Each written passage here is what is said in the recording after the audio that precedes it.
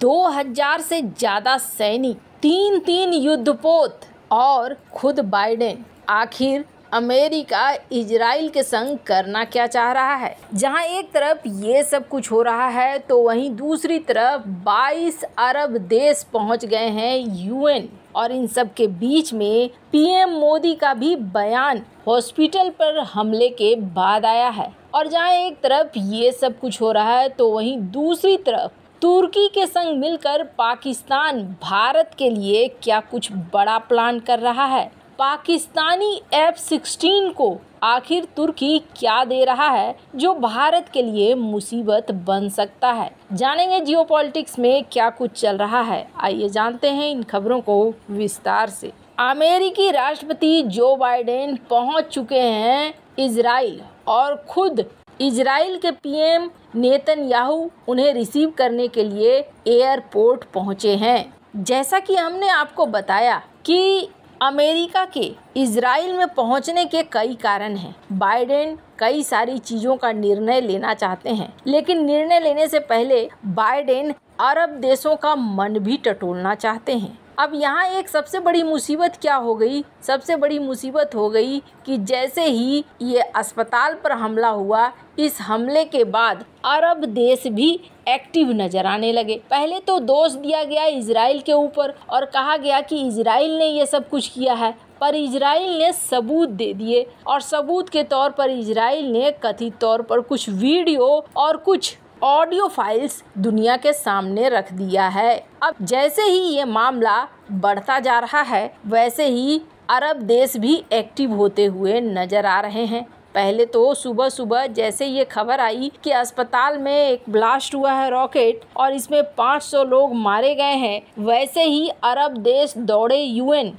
करीब 22 अरब देश यूएन पहुंचे हैं और यूएन में इन्होंने यही मांग की है कि सबसे पहले इस युद्ध को बंद करो। ये युद्ध गाजा में बंद होना चाहिए। हालांकि ये बात तब भी कही जा रही है जब ये कहा जा रहा है कि ये रॉकेट हमला इजराइल ने नहीं किया है, बल्कि ये हमास और उसके ग्रुप के द्वारा किया गया है। खैर, अरब देश चाहते हैं यहाँ शांति हो। हर कोई इस वक्त यही चाहता है कि गाजा में शांति हो। इजराइल यही कह रहा है कि हमें हमास का सफाया करना है। अगर हम हमास का सफाया नहीं करते हैं तो जैसा आज हुआ है ऐसा फिर होगा और बार बार लोगों की जान जाएगी। जिस तरीके से दुनिया ISIS से परेशान है, वैसे ही हमास से हम लोग परेशान हैं, और ये आज नहीं तो कल बढ़ता चला जाएगा। समय पे इसे रोकना जरूरी है। हालांकि आपको बता दें, इस अस्पताल के हमले के बाद कई तरह के रिएक्शन दुनिया भर से भी आ रहे हैं और कहा जा रहा है कि हर हाल में इस युद्ध को रोका जाना चाहिए। स्क्रीन पर आप देख सकते हैं अरब कंट्रीज यूएन में यही डिमांड कर रही हैं कि सीज फायर हो जाना चाहिए यहाँ पर। अब इन सब के बीच में पीएम मोदी का भी बयान आता है, और आपको बता दें पीएम मोदी ने क्या कहा है। उन्होंने कहा कि गाजा के एक अस्पताल में हुए विस्फोट से गहरे सदमे में हैं और इसमें शामिल लोगों को जिम्मेदार ठहराया जाना चाहिए। आपको बता दें, स्क्रीन पर आप देख सकते हैं वो ट्वीट जो पीएम मोदी के द्वारा किया गया है, और ऐसे ही ट्वीट दुनिया भर के देशों के द्वारा किए जा रहे हैं। अब अगर इसमें दोषी खुद हमास या हमास के सहयोगी निकलते हैं तो फिर दुनिया का क्या रिएक्शन है वो देखने वाली बात होगी। पर फिलहाल ये जंग बढ़ता हुआ दिख रहा है। आपको बता दें, जैसा कि हमने आपको अपनी खबर में बताया था कि करीब 2000 सैनिकों से ज़्यादा, उसके बाद वॉरशिप, एयरक्राफ्ट कैरियर, ये सब कुछ पहुंच रहा है। अमेरिकी राष्ट्रपति जो बाइडेन इजराइल के दौरे पर हैं और इजराइल के दौरे पर जाने के साथ ही सेना की भी बड़ी तैनाती देखी जा रही है। अमेरिका ने आतंकी संगठन हमास को जवाब देने के लिए इजरायली फोर्स को जिन हथियारों की जरूरत थी वो सारे हथियार अमेरिका ने भेज दिए हैं, ऐसा कहा जा रहा है। इजरायली प्रधानमंत्री बेंजामिन नेतन्याहू ने गाजा पट्टी पर हमले को इजराइल की जवाबी कार्रवाई बताया है और कहा है कि हम इसका सफाया करके रहेंगे। अब अमेरिकी अधिकारियों के मुताबिक अमेरिकी जहाज और सेनाएं इजराइल की तरफ बढ़ रही हैं और अमेरिका में रिजर्व सैनिकों की भी तैयारी हो रही है ताकि जरूरत पड़ने पर उन्हें इजराइल की मदद के लिए भेजा जा सके।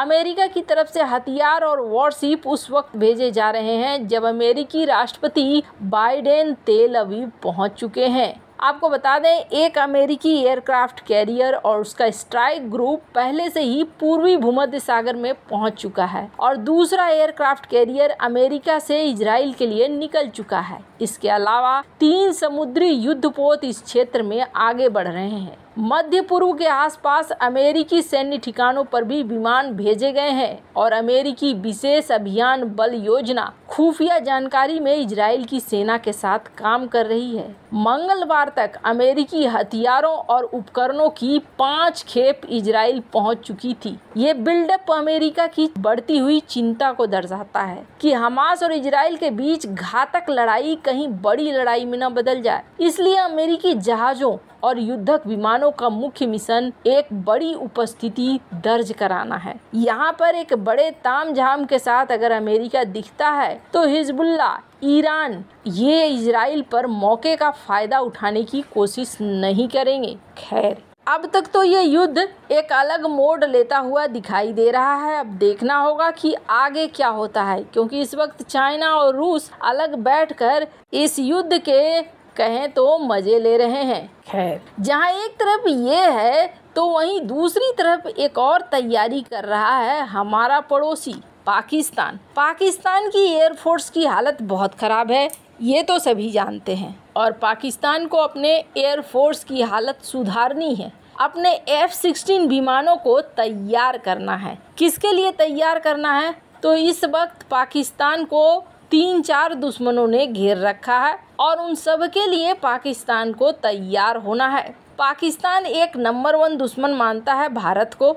दूसरा, आजकल अफगानिस्तान से जो TTP को सपोर्ट मिल रहा है तो ये अफगानिस्तान को भी मानने लगा है। और तीसरा, खुद बलूचिस्तान वगैरह में इसके घर के अंदर ही समस्याएं खड़ी हो रही हैं। अब ये म्यांमार वाला सिचुएशन पैदा हो रहा है धीरे धीरे पाकिस्तान में। ऐसे में पाकिस्तान सोच रहा है कि अपनी वायुसेना को अपने हर दुश्मन से मुकाबला के लिए मजबूत बनाया जाए। और वायुसेना में J-17 का क्या हाल है ये किसी से छिपा हुआ नहीं है। बच गया एक दमदार अगर फाइटर जेट की बात करें तो वो है F-16, लेकिन F-16 का दम निकाल दिया है अमेरिका ने। अमेरिका ने इसे अपग्रेड करने से मना कर दिया और F-16 विमानों में इस्तेमाल करता था Pakistan M120B medium range air to air missile. और अभी दिक्कत क्या हो गई है कि 500 ऐसी मिसाइलों को पाकिस्तान खरीदना चाहता है, लेकिन समस्या ये हो गया है कि ये रिक्वेस्ट काफ़ी लंबे समय से पाकिस्तान अमेरिका को कर रहा है, पर अमेरिका ने अभी तक इस रिक्वेस्ट को अप्रूव नहीं किया है।